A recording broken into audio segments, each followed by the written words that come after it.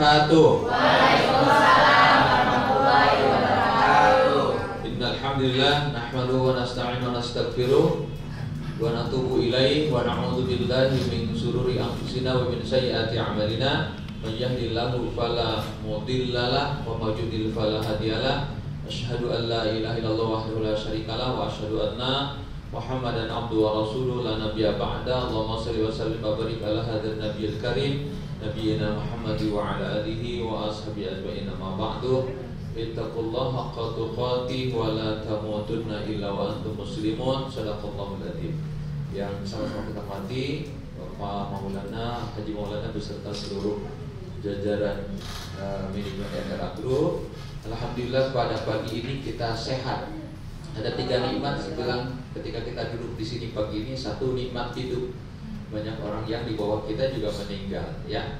Kedua, karena nikmat sehat. Banyak orang yang jangankan ke kantor, bergerak dari tempat tidur aja susah. Bahkan ada yang dari tempat tidur dipindah ke tempat pemandian mayat karena tidur langsung meninggal. Nah, sedikit ya. Nah, kita lupa ya kalau pas bangun tuh nikmatnya hebat. Ketiga adalah nikmat hidayah. Nah, ini yang paling mahal. Nikmat hidayah adalah nikmat yang menjadikan kita senang berbuat amal soleh, amal baik. Nah, ya, maka kita bercita-cita ingin selalu berada dalam kebaikan. Maka ketika ada kajian, nah, kita betul-betul semangat. Nah, ini adalah nikmat hidayah. Dan tidak setiap orang mendapatkan hidayah. Ada orang yang tidak merasa perlu hidayah, sehingga dalam kesesatan mereka tidak merasakan takut. Ada orang yang sangat takut dengan sesat, sehingga tiap pagi dia berdoa, ya muqallibal qulub. Lanjutin. Ya muqallibal qulub, tsabbit qalbi ala dinik. Ya muqallibal qulub. Ini penting doa. Rasul aja sering baca itu, Rasul padahal. Sehingga Ummu Salamah berkata, ya Rasul kenapa tuh baca doa itu terus? Apa kata Nabi? Hati kita berada di antara jemari-jemarinya Allah. Allah berkuasa membolak-balikan. Nah, untuk itu maka kita mohon ditetapkan hati kita pada ajaran yang benar, pada agama yang benar. Tuh ya, jadi semangat menuju kepada kebaikan, jauh daripada kemaksiatan. Itulah hidayah. Baik.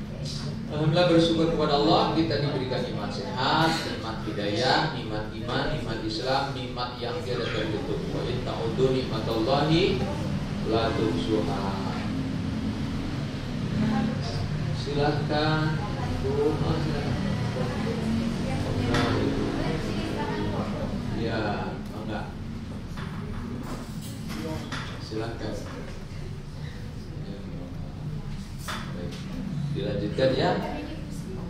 Salawat dan salam mengatur curah limpahkan kepada Nabi kita Nabi Muhammad, kepada keluarganya, para sahabatnya, kepada seluruh umatnya yang setia menjalankan sunnah-sunnahnya.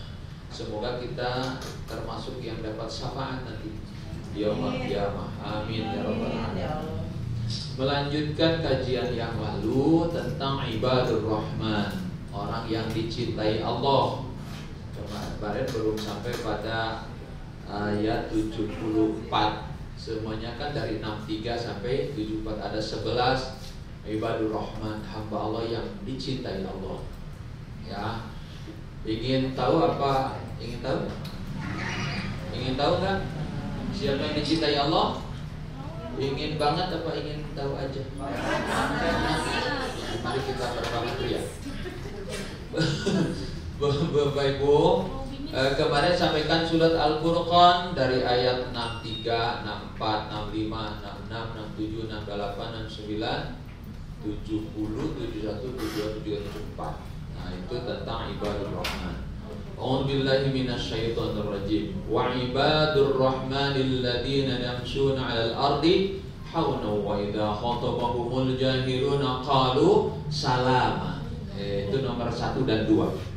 Kemarin sudah sampaikan. Itu di antara orang yang dicintai Allah. Artinya kita berusaha namanya tadabbur Al-Qur'an. Sekarang sampaikan ada 3 cara kita tentang Al-Qur'an. 1 namanya qiraah. Qiraah itu baca tapi masih belajar.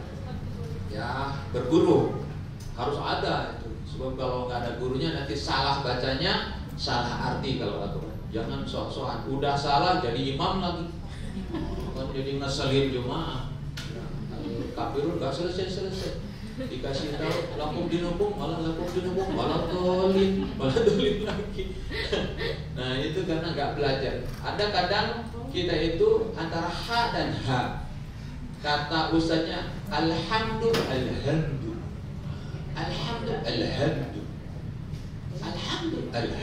kata ustaznya ya udah terserah kamu aja. Susah. Saya ngajar ibu-ibu dulu kufuan ahad jadi kufuan hahad. Bil uqad jadi bil uqad. Susah tuh bil uqad.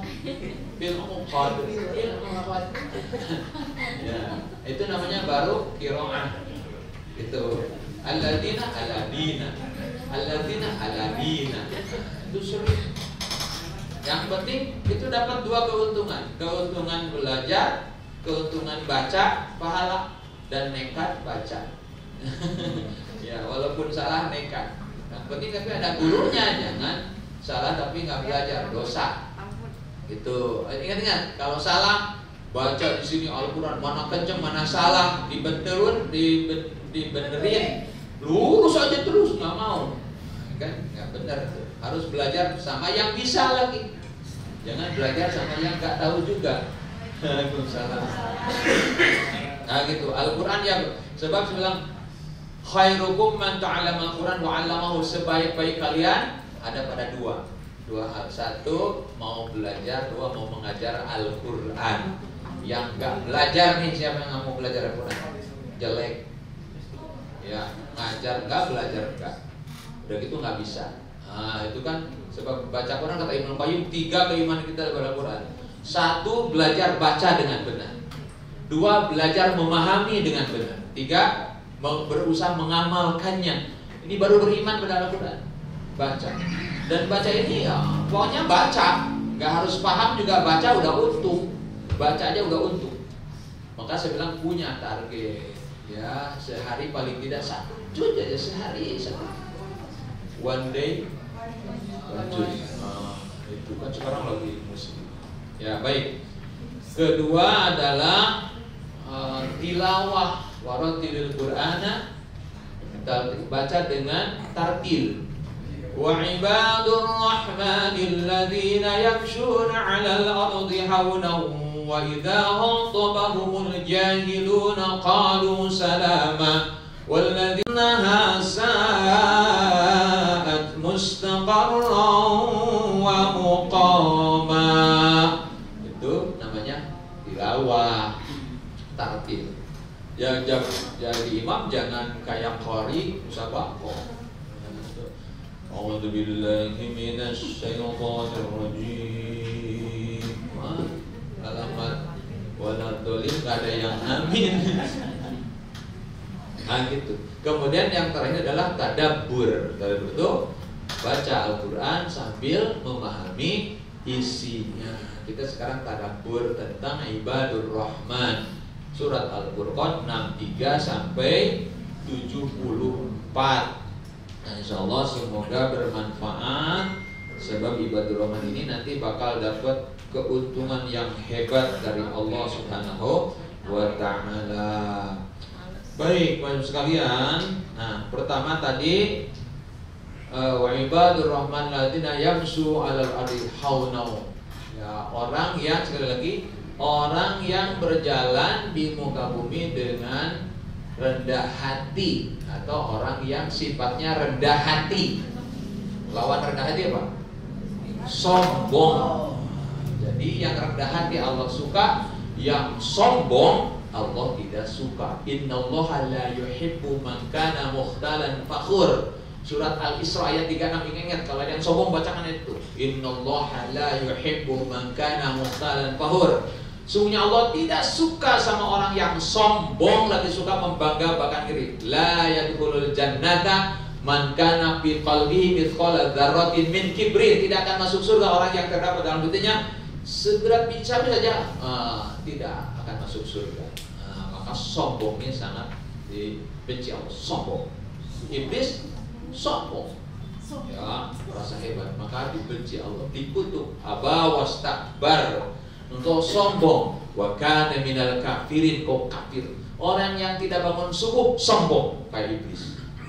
Ayo, kamu sholat kan sombong, artinya nggak butuh Allah, nggak takut Allah, sombong kayak iblis. As-salatu khairum minan naum, sholat itu lebih bagus daripada tidur. Nah, orang yang ngikutin iblis sama, bahwa dibalik ya bahwa tidur lebih bagus daripada sholat. Jadi tidur aja nggak mau sholat, berarti kan sombong. Tapi bagi orang yang tunduk, dia bangun, merasakan bahwa subuh sangat hebat daripada tidur, sehingga dia bangun untuk sholat subuh berjamaah ke masjid. Itu baru tidak sombong. Coba pikir-pikir deh. Karena kita ada hibus syaitan, ada hibullah, ada hibus syaitan. Hibullah yang ikuti aturan Allah bangun subuh. Hibus syaitan pengikut setan nggak bangun subuh. Tuh, ini mau untung nih rajin sholatnya. Wajahnya kelihatan, ini bapak-bapak semuanya laki-laki kelihatan ahli sujud. Simahum fi wujuhihim min asaris sujud aja. Ya, sujudnya setengah terus begini. Sujudnya setengah gitu. Oh, yang di sana di Afrika. Di sini mas soleh, ahli sujud itu tenang. Ya, selamat datang Bu Koko, ditungguin dari tadi. Ya, jadi gitu.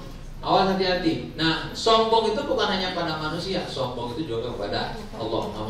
Maka ada 3 pencetus kesombongan. 1, merasa pintar. Wah, di sini yang merasa pintar pasti sombong. Masa paling pintar pasti. Orang pintar tuh kalau kasih yang bodoh marah-marah.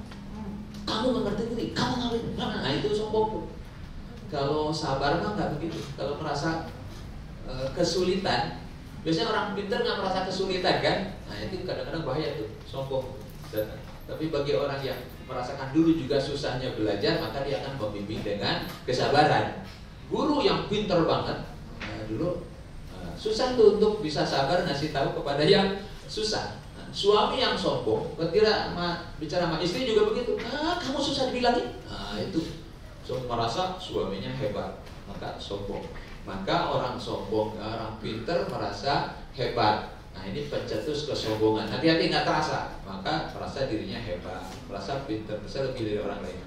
Maka yang senior, hati-hati. Senior itu karena Allah yang berikan. Kepintaran itu Allah yang berikan. Maka ketika membimbing yang di bawah harus penuh dengan kesabaran dan rendah hati. Hasilnya pasti jadi lebih barokah. Nah, daripada dengan marah-marah. Kemudian yang kedua pencetus kesombongan adalah merasa kaya. Orang kaya biasanya lebih merasa hebat ketika melihat orang miskin. Wah, kekayaan bisa juga memicu kesombongan. Hati-hati. Berikutnya adalah orang yang punya jabatan. Orang punya jabatan juga bisa merasa hebat, sombong, hati-hati. Maka jabatan harus dipakai untuk ibadah. Sebab jabatan adalah amanah. Nih baru nih pilkada nih. Pilkada sama pilkab apa? Sama-sama pil. Sekarang dari mulai bupati itu sampai gubernur ya. Milih di mana kemarin? Di Pipa di sini. Di mana-mana, Masya Allah. Keluarga bisa di mana-mana. Nah, semoga yang sudah dipilih ini amanah. Amin. Patona, tabligh. Nah, ya semoga nih. Kalau enggak, hancur di Jakarta, hancur Indonesia. Ya, semoga kita mendapat pemimpin yang membawa keberkahan. Amin ya rabbal alamin. Kalau enggak maka akan sombong dan tidak takut dengan Allah, maka akan semena-mena. Ulangi, lanjut. Ya, jadi Allah tidak suka yang sombong. Allah sukanya yang rendah hati, nomor 1 tuh. Ya. Wa idza khatabahumul jahiluna qalu salama. Yang kedua, dia bersikap bijaksana namanya. Tidak terpengaruh dengan sisi kanan sisi kiri untuk berbuat keburukan. Nah, sekali lagi, bijaksana kayak gini.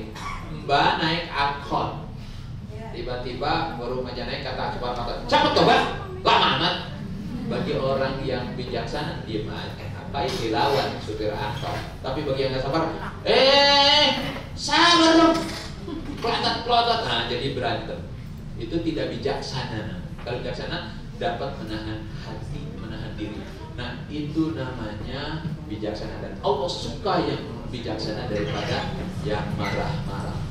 Ketika Nabi ke Taif, Nabi dilempari batu. Nabi balas nggak lempari batu? Padahal malaikat datang, ya Muhammad, kutimpakan gunung besar ke orang Taif biar tahu kalau engkau adalah Rasul utusan Allah. Tapi enggak, malah membalasnya dengan apa? Doa, Allahumma hdi qaumi fa innahum la ya'lamun. Betapa hebatnya Nabi, bijaksana. Awas, suami istri harus bijaksana. Suami pulang dari kantor, kita pulang dari kantor, tiba-tiba suami uring-uringan. Lawan jangan. Harus salah satu bijaksana. Mungkin suami kita punya masalah, jangan marah-marah, gak tahu saya juga capek. Nah itu tidak bijaksana. Allah lebih suka yang bijaksana. Mas tenang, aku bernafas. Ini aku bawain kue dari NRA. Tenang, ini kue barokah pengajian. Sengaja aku bawain. Nah, itu namanya bijak, dan Allah suka itu. Jadi tidak banyak masalah, jadi lebih menyederhanakan masalah. Kondisi itu harus pintar sekali mengambil kondisi di kantor, lihat bawahan, lihat anak buah, lihat pekerjaan, lihat yang baru datang, ya. Kita harus bijaksana, ya, tidak salah bersikap. Suami pada istri, suami juga harus di kantor harus, insya Allah kantor. Biasanya kan orang salah satunya emosi, lawan pada emosian. Ya, di sini kan disampaikan bahwa waladina apa? Jadi lupa. Wa idza khatabahumul jahiluna qalu salama. Yang ketiga, waladina yabituna li rabbihim sujada wa qiyama. Dan orang yang, silakan Ibu datang Ibu, ya lanjut ya Bu, maaf ya. Walladzina yabituna li rabbihim sujada wa qiyama. Apa artinya? Dan orang yang pada malam hari dia sujud dan bangun untuk Tuhan mereka. Apa tuh namanya? Sholat tahajud. Tahajud tuh. Tahajud ini adalah sunnah muakkad, sunnah yang diharuskan, termasuk rawatib, muakkad goir rawatib namanya. Sesuatu yang tidak ditinggalkan Nabi dan tidak nempel pada dengan sholat fardu, namanya rawatib goir muakkad. Ada rawatib muakkad. Rawatib muakkad itu yang 12 rakaat. 4 rakaat sebelum zuhur, 2 rakaat sesudahnya, 2 rakaat sesudah maghrib, 2 rakaat sudah isya, dan 2 rakaat sebelum subuh. 12 rakaat. Siapa yang menjalankan 12 rakaat bukan pada yang fardu tapi sholat sunnah, maka Allah bangunkan bangunan di surga. Yang sholat rawatib muakkad, ini hadis ini khusus kepada sholat rawatib muakkad. Ada yang bilang ke duha, tapi yang lebih dekat ini adalah ke sholat rawatib muakkad, yaitu 4 rakaat sebelum zuhur. Biasanya berapa? Harusnya 4 kalau ini 12. 2 rakaat sesudah maghrib, 2 rakaat sesudah duhur, 2 rakaat sudah duhur, terus 2 rakaat sesudah maghrib, 2 rakaat sesudah isya, 2 rakaat sebelum subuh. Ini 12 rakaat. Tuh, jadi tolong jangan ditinggal. Untuk apa? Untuk menutupi sholat-sholat kita yang tidak sempurna. Sholat tahajud, terus wa minal laili fatahajjat bihi nafilatan lak asa ayyab'atsaka rabbuka maqaman mahmuda. Dan di sebagian akhir malam itu maka dirikanlah sholat sunnah. Ya, sholat sunnah untuk siapa? Bahwa untukmu, kata Allah, untuk kita, bukan untuk Allah. Untuk apa? Untuk kita tuh, untuk mencukupi sholat-sholat fardu kita yang tidak sempurna, yang Allahu Akbar tapi hatinya rekreasi ke barcode, rekreasi ke jemaah, rekreasi ke paspor, rekreasi ke keuangan, belum laporan. Hatinya sih Allahu Akbar, mulutnya, tapi hatinya rekreasi. Maka rekreasi ke HP ketinggalan, rekreasi anak tadi lupa, belum dimandiin, belum bapaknya belum dikasih popok. Misalnya bapaknya sakit, saya kemarin dikasih pampers. Iya, saya sakit kan. Iya kan, maaf, dipasang kateter itu, Masya Allah, menghemat sehat doa. Dipasang kateter tuh nggak enak. Pipis itu kan langsung lewat selang, tapi tetap ingin pipis. Nah, ketika kita reaksi ingin pipis, ngeden tuh bocor lewat samping selangnya itu, dan itu nggak enak banget. Maka kalau pipis itu nikmat luar biasa. Saya kemarin mampet, sekarang bangun subuh, bangun lancar, jalan WC lancar, pipis lancar, kurang apa sih bahagianya lagi. Ketika mampet di rumah sakit 3 hari, pas lagi mulusnya itu, aduh, kan nggak keluar kan, ketahan, tapi akhirnya rembesnya itu perih. Nah, coba deh, mau pengalaman kan? Nggak usah itu. Ya, kita selamat. Baik. Nah, tahajud ini adalah salah satu ibadah yang disukai oleh Allah. Maka termasuk ibadur rahman. Yang tadi tahajud Allah suka. Yang Allah suka doa dikabul, dijaga Allah. Itu. Jangankan yang tahajud, yang tadi sholat subuh berjamaah, matilah dalam jaminan Allah. Jangan diganggu dia. Kata, kalau diganggu dia akan disungkurkan ke neraka. Yang mengganggu kita sholat tahajud, lalu sholat subuh berjamaah, lalu di kantor dibully, hati-hati. Yang ngebulinya nanti disungkurkan Allah ke neraka. Nah, begitu dijamin dalam jaminan Allah. Yang sholat subuh berjamaah dengan ikhlas dalam jaminan Allah. Sebaliknya yang tidak sholat subuh gak ada, lepas dari tanggung jawab, gak ada, doa gak dikabul, gak ada, celaka gak ada. Yang celaka, yang bahaya celaka itu bukan celaka fisik, celaka ini iman, celaka hati, meninggal dalam suul khotimah, itu celaka. Nah itu ya, maka jangan berani tinggalkan sholat tahajud. Kemudian yang ketiga itu tahajud. Tahajud itu harusnya suratnya panjang, kan udah ya. Nabi sholat tahajud apa rakaat pertama? Al-Baqarah. Kata sahabat surat Al-Baqarah pasti Nabi ruku. Ternyata nyambung surat Ali Imran, surat An-Nisa, ya.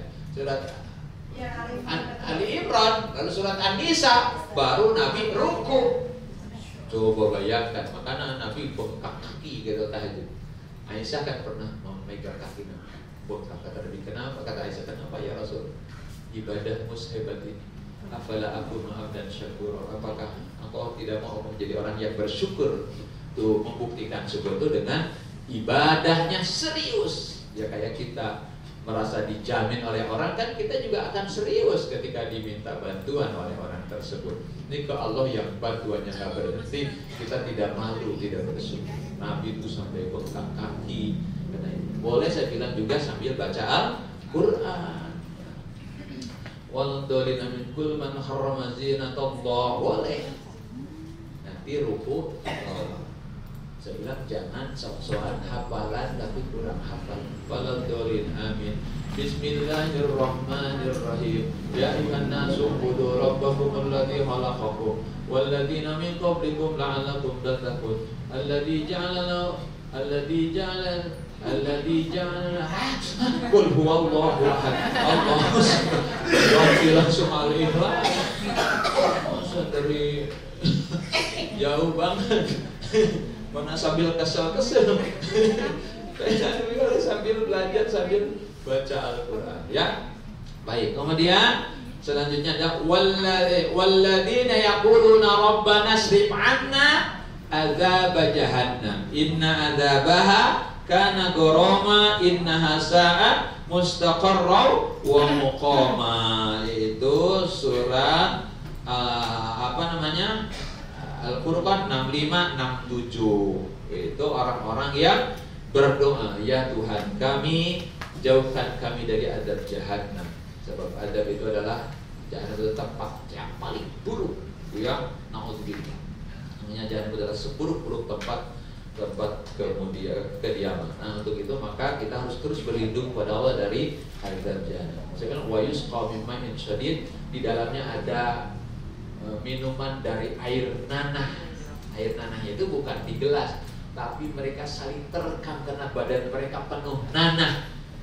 Bayangkan sakitnya, saling cakar sakit.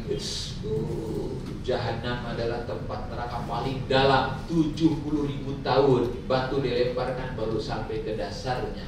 Jadi sangat mengerikan. Nah, kalau nggak takut sekarang, lalu kita bebas berbuat maksiat, maka nanti akan merasakan sakitnya di neraka jahanam.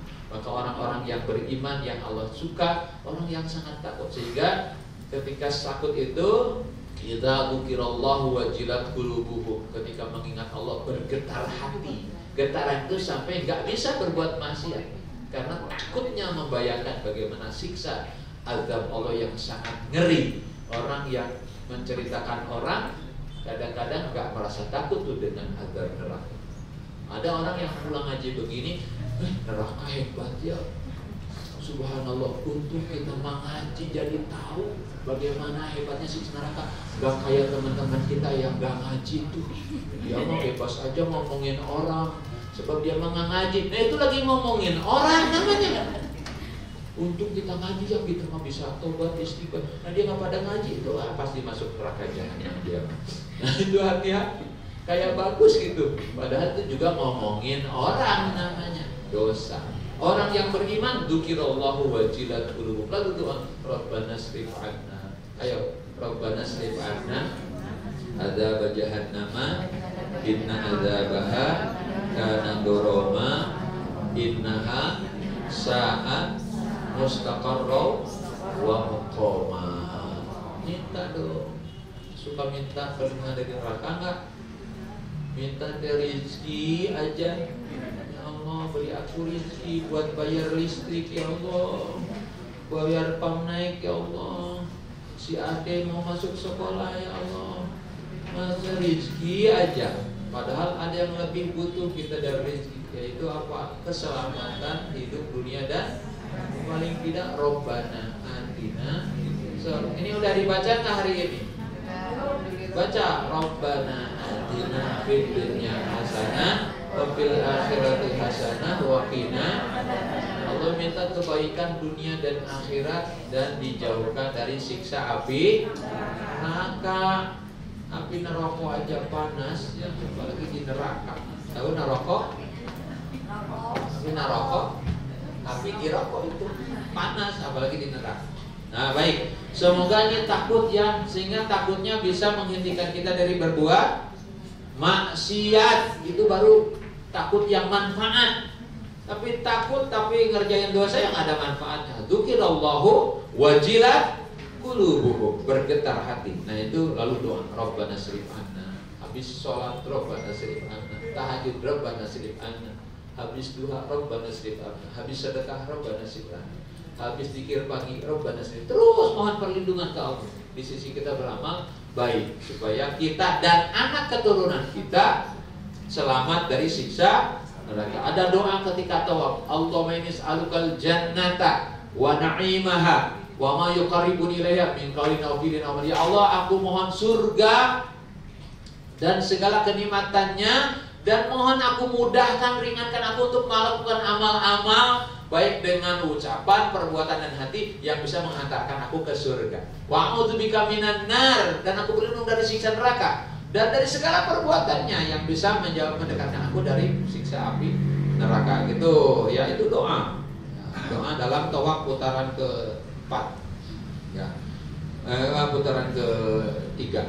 Baik. Kemudian berikutnya walladzina idza anfaqu lam yusrifu wa lam yaqturu wa kana baina dzalika qawama. Walladzina idza anfaqu lam yusrifu wa lam yaqturu wa kana, dan orang-orang yang menafkahkan rezekinya di jalan Allah tidak boros dan tidak pelit, tapi berada di antara keduanya, proporsional namanya. Ya. Jadi kalau menafkahkan harta itu proporsional, harus sesuai dengan kebutuhan, jangan sesuai dengan keinginan katanya. Kalau keinginan ibu-ibu di bawah pokok ingin semua. Makanya sayang istri para suami kalau mau pegang aja tangannya takut lepas. Ya, kalau lepas bahaya Ustaz katanya habis semua. Ya, proporsional gini, punya gaji 2 juta, jangan ngambil barang yang harus bayar per bulan 3 juta. Atau 1.999.000, sisa 1.000, ya itu tidak proporsional. Termasuk juga dalam ibadah harus proporsional. Jangan semua dipakai ibadah, yang maksudnya ibadah yang ritual seperti baca Quran. Baca Quran aja one day wajib ya. Suami pagi-pagi udah Tabarakalladzi ja'ala fis sama'i burujan wa ja'ala fiha sirajan wa qamaran munira. Ayah mau pergi ya ke kantor? Iya, itu makanan beli aja ya COD ya. Saya lagi one day wajib ya. Alladzina yabituna rabbihim sujadan wa qiyama. Ada yang mau sekolah? Iya, itu uang ada di itu buat jajan 10.000 ya, nanti beli sarapan di kantinnya. Mama lagi one day wajib.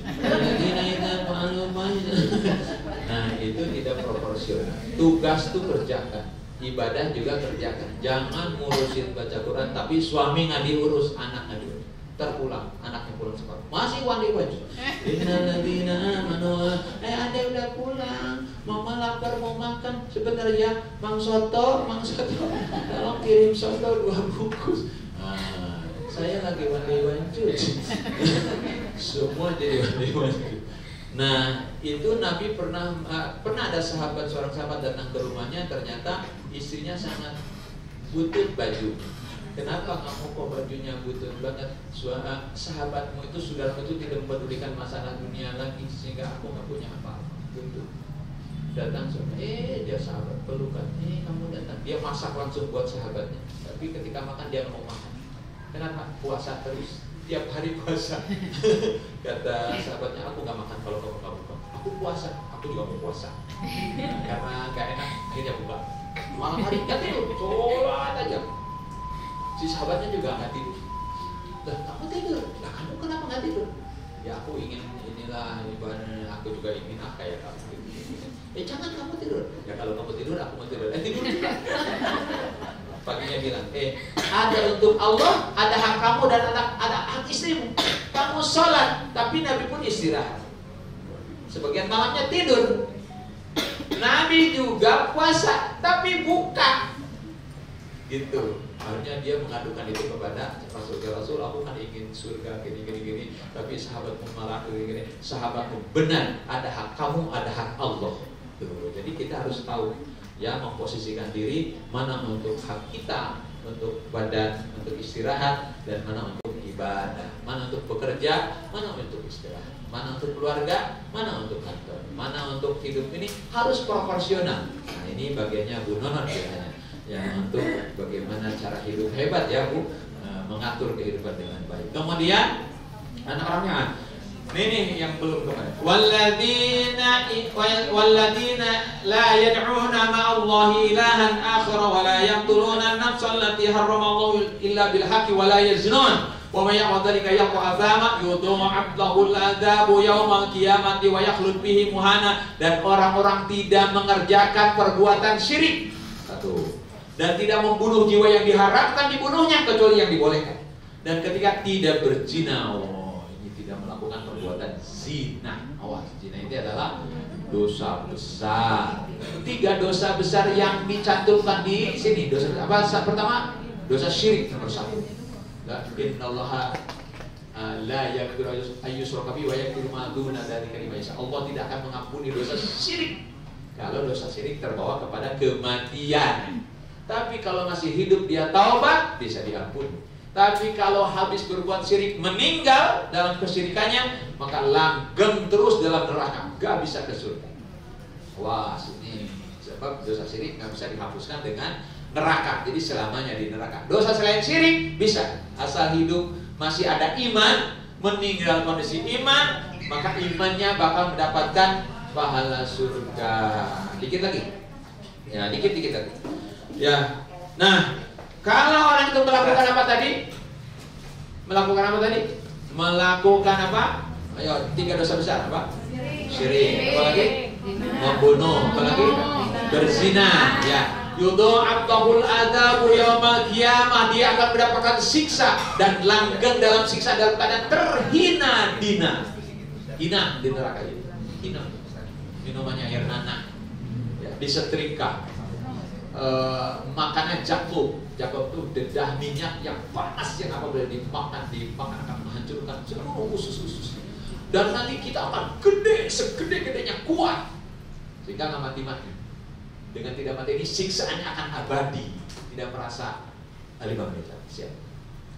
Karena baik. Nah, yang 3 dosa besar ini kan dosa yang sangat hebat. Tapi apa kata Allah ayat berikutnya? Illa man taba. Ini kalau punya pegang Al-Quran enak sebetulnya. Ya, besok lagi pegang Al-Quran, pegang aja, apa-apa. Ya. Terus dan orang-orang yang nih kecuali sini. Nah, surat 70. Surat 70-nya, surat bukan. Illa man taba wa amana wa amila amalan sholiha fa ulaika yubaddilullahu sayyi'atihim hasanat wa kana Allahu ghafurur rahim. Kecuali orang yang bertaubat, beriman, mengerjakan amal saleh, maka keburukan mereka diganti dengan kebaikan-kebaikan. Tuh, Allah betapa hebat. Allah Maha Pengampun dan Penyayang. Jadi sekali lagi, merasa punya dosa, orang beriman tuh gak tenang. Kalau berdosa tenang, gak ada iman. Orang yang beriman dia akan terus mengingat dosanya, sehingga dia akan sering beristighfar sampai meneteskan air mata. Lalu dia menyesali atas perbuatan dosanya. Nyesal dulu hidup dipakai dosa. Tinggal sisa umur gak tahu berapa lagi. Kemudian dia dengan iman, maka mengiringi dengan kebaikan-kebaikan. Wa'amilus sholihat, kesempatan beramal soleh, maka Allah ganti. Yang tadinya tukang musyrik jadi berakidah. Yang tadinya tukang membunuh jadi penuh kasih sayang. Yang tadinya berzina jadi menjaga kehormatan dirinya. Itulah yubaddilullahu sayyi'atuhum, diganti dengan kebaikan di surga, diganti dengan pahala surga.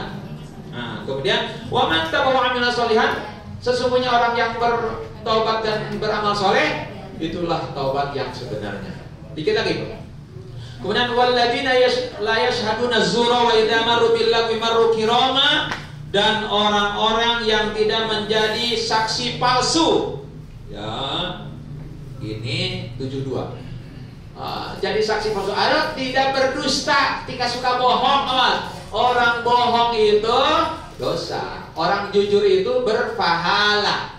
Ya, iyyakum wasidqa fa inna sidqa yahdi ilal birra wa innal birra yahdi ilal jannah.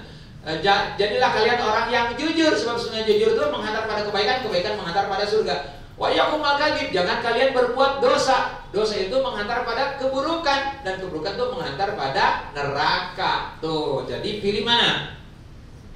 Pilih jujur apa pilih bohong? Jujur. Biasanya tergantung kondisi. Hati-hati. Allah Maha melihat. Orang yang beriman tidak ada. Nah, insyaallah. Ya. Jadi bohong boleh nggak? Bohong ada bohong yang dibohongkan. Ada bohong yang dibolehkan. Contoh, suami mau ke rumah istri. Istri ngajak suami ke rumah ibunya. Mas, yuk ke rumah ibu, udah lama males ah ke rumah ibu kamu cerewet. Nah, datang ke rumah dan tanya sama ibunya, mana suami kamu? Mah, tadi ngomongnya begini loh mah, males katanya ketemu mama tuh cerewet. Masa suami bilang gitu? Demi Allah mah ngomong gitu. Sayang aja tadi nggak saya rekam biar mama tahu. Itu namanya merusak silaturahim. Boleh bohong? Boleh.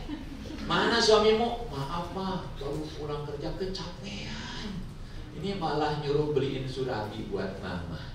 Ya itu boleh tuh. Gak bohong yang dosa, itu bohong berpahala. Suami ketika melihat istri habis dari salon, jangan jujur. Hati-hati. Dari salon, potong rambut. Mas gimana? Mas gimana mas? Gimana apanya? Ini aku penampilannya. Perasaan biasa aja kan? Aku dari salon. Dari salon. Apa beda? Oh itu bikin huru hara itu. Langsung dibanding katel tuh. Dimasakin. Ya itu harus boleh. Cantik banget Mama kayak muda lagi loh. Mama berapa sekarang usianya? 30 tahun. Kayak usia 29 tahun setengah loh. Sudah setengah tahun, lumayan. Baik, kemudian waladina, kemudian nih selanjutnya, dikit lagi. Banyak diskusi. Apa ya? Dikit lagi. Ya, ya baik ya. Dan orang-orang yang tidak melakukan perbuatan yang tidak ada manfaatnya. Kan walanya sudah jual.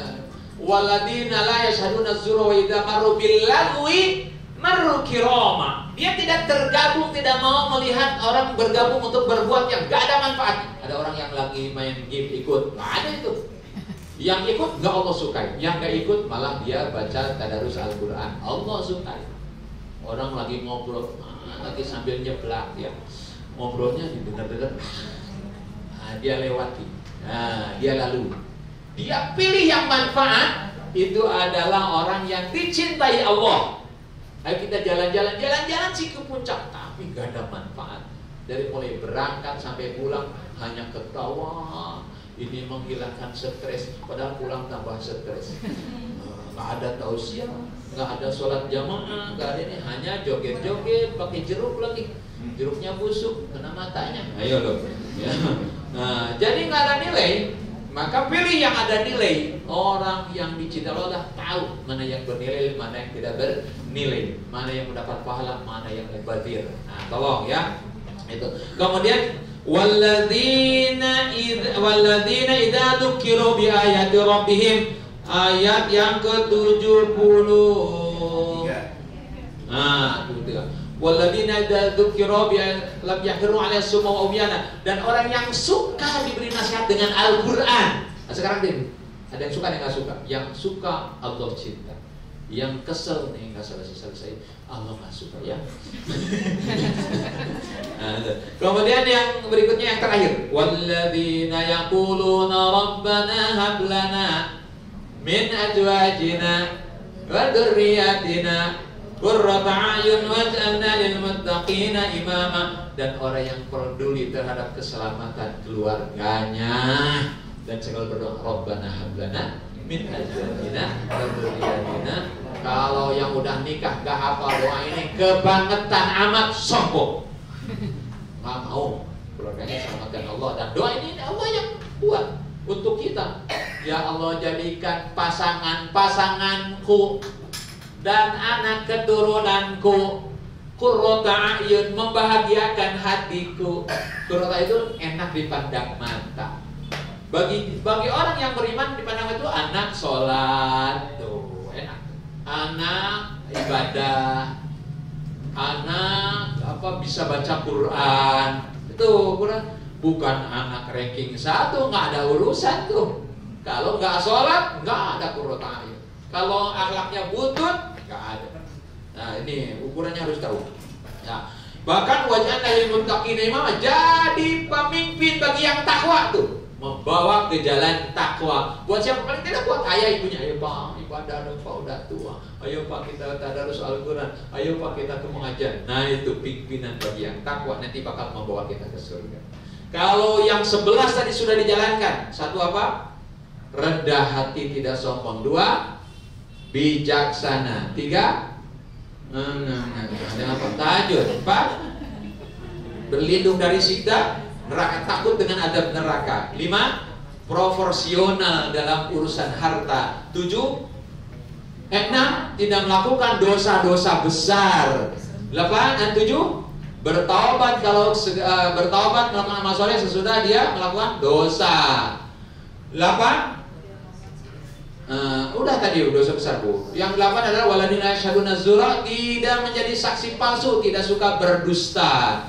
9, tidak melakukan perbuatan yang sia-sia. 10, senang mendengarkan nasihat dari Al-Quran. 11, ya. 11 adalah peduli terhadap keselamatan keluarganya, selalu berdoa Rabbana hablana. Kalau ulaika yuzzaunal ghurfata bima sabaru wa yulqauna fiha tahiyatan wa salam, dia akan mendapat kemuliaan di surga berkat kesabaran mereka. Itu hadiahnya surga. Apa itu surga? Adalah tempat yang terbaik. Kalau neraka tadi tempat yang paling buruk, yang paling baik, dan mereka langgeng di dalamnya dalam ridho Allah Subhanahu wa taala. Harus sabar, ternyata ingin dicintai Allah itu ya, jangan tergoda dengan nafsu maksiat yang terus akan menginjilkan kita sehingga hidup kita tidak bernilai di hadapan Allah, tidak bernilai di hadapan orang tua, tidak bernilai dengan anak-anak, pikator semua menjadi mubazir dan sia-sia. Na'udzubillahi min dzalik. Khairukum man ta'allama al-Qur'an wa 'allama, maka banyak-banyaklah belajar Al-Qur'an, memahaminya dan mengamalkannya. Itu baru kita menjadi orang yang terbaik. Terima kasih. Subhanakallahumma wa bihamdika, asyhadu an la ilaha illa anta, astaghfiruka wa atubu ilaik. Assalamualaikum warahmatullahi wabarakatuh.